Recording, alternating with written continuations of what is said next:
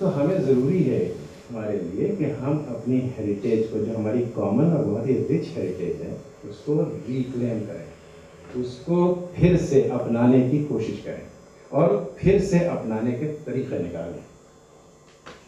یہ اس طریقے کے اٹیمپٹس جو ہیں، یہ دیکھیے، یہ دیکھیے گا کبھی آپ اس کو. یہ ریختہ.org ایک یہ ایک ویب سائٹ ہے جو کہ بہت اچھا کلیکشن ہے اردو شاعری کا. یہ ایک صاحب ہیں سنجیو سراف، اس نے اسٹارٹ کی تھی دلی میں، but it's now the world's largest Urdu poetry website. اور اس کی بیوٹی یہ ہے کہ اگر آپ یہاں دیکھیں، یہاں 3 وہ بنے ہوئے ہیں، Urdu, Hindi, English.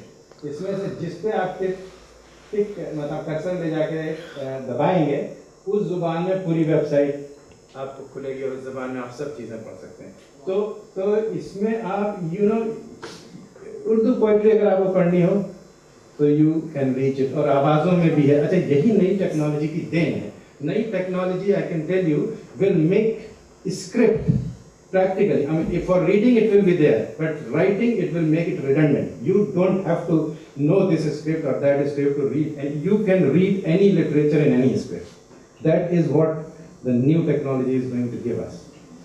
So, is qism ke jo attempts hain, they are long lasting, they are good.